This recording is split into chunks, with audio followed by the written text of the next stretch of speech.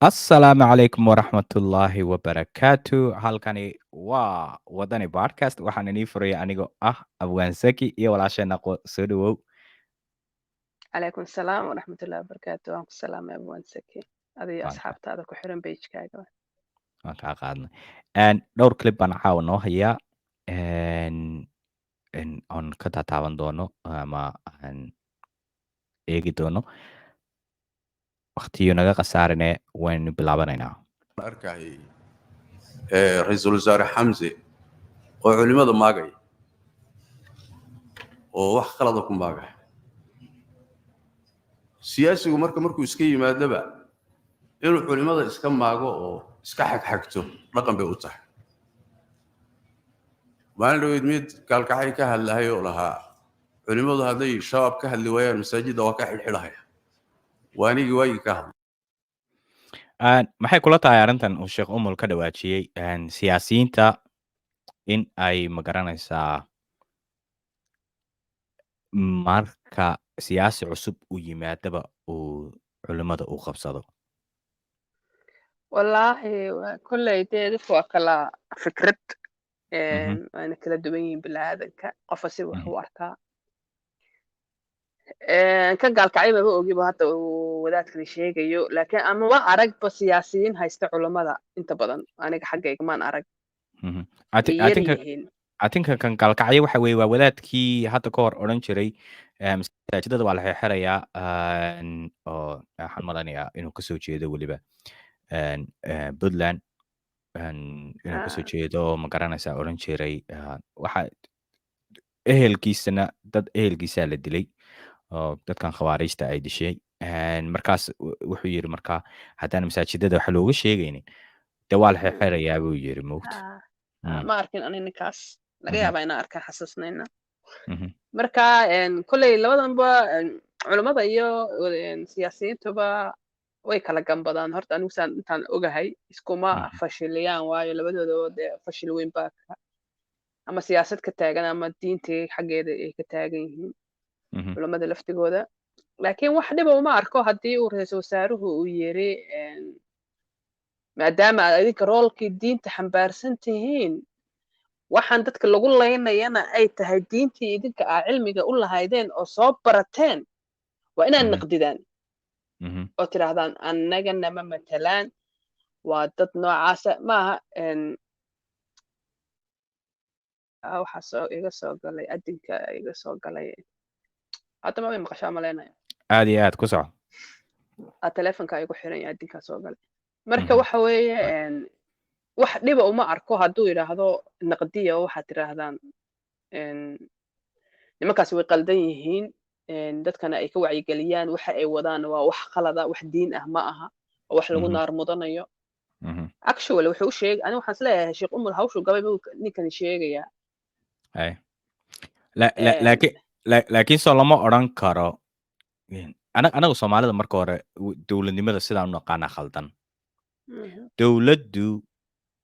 maxaa loo doortay shiikha amnigii baa loo doortay moogta waxaa kaloo loo doortay dowladdu in ay magaranaysaa ay xitaa tusaalooyin ka bixin karto ama intay u timaado xitaa ay u sheegi karto ee odhan karto waxay waddankani ama wadaadada waddankan hadda sheekh umar waa nin kenyana luuqadda af soomaaliga ayuu ku hadlaayay waa nin kenya degan hadda maxaana dhex dhiga soog intaan ugu dhex jira de ma garanaya soomaaliya waxay tiri xaduud ma lihi moogta laakiin waxaa laga hadlayaa sheekh umar inuu yahay sheekh ka soo jeeda oo luuqadda af soomaaliga ku hadla kana soo jeeda kenya taa waan isla garanay sooma dowladnimo marka laga hadlayo moogta dowladnimo laga hadlayaa moogta qofka degaanku degan yahay oo ku dhashay buu waddankii ama muwaadinka waddankaas weeye labo waxa weeye ma garanayo in dad kale sheekhyada kale ee soomaalida sabanka degan inay kasoo hadlaan arrintaan ahayd aniga laakiin waxaan la yaabay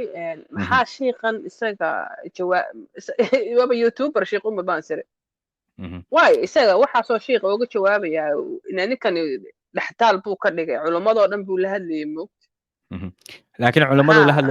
culimadu la hadlay waa culimada Soomaaliyeed degan laakiin waxaan anigu leeyahay Xamse inuu culimada qabsado ma ahayn ra'iisul wasaare Xamse dawladdu inay culimada qabsato ma ahayn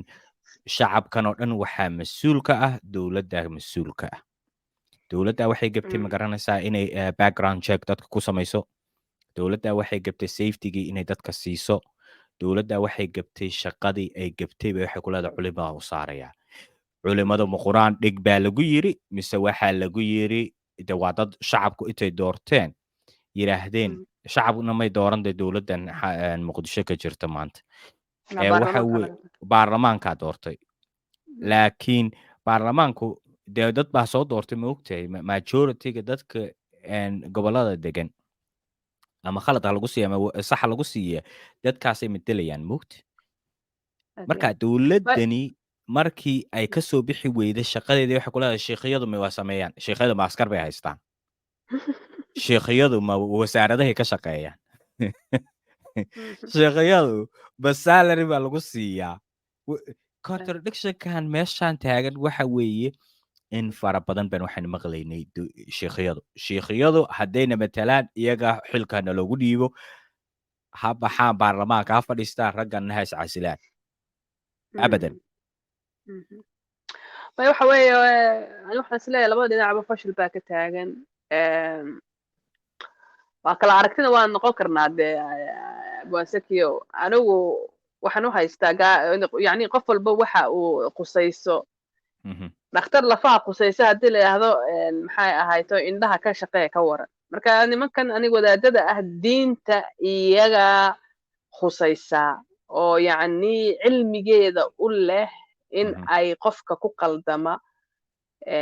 ay odhan karaan sidaasi diintu may odhan waa khalad ma fahante amniga waxaa laga rabaa dawladda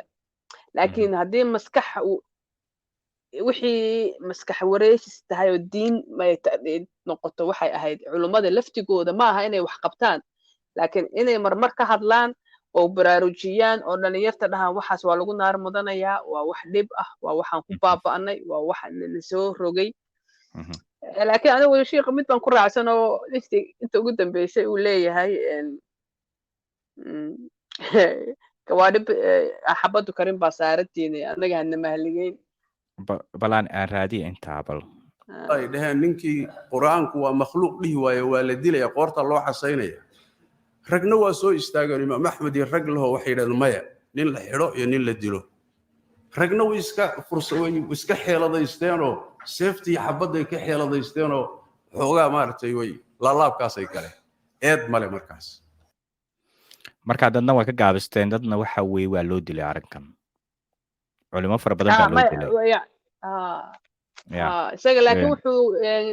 kaliibka markaan dhegeysto wuxuu yiri يعني أنا ما دام علماء مساجد جد إسكتشوكتو أو عسكرنا إلى علنهاي أو بابتدك أن دمروا بأركينو إذن كل لكن عسكري إلى علنا يسو أنت ماشي عمرتان بإسكيرتهاي مايكل جاكسون نقطتين هاي بلا نود على كليب كان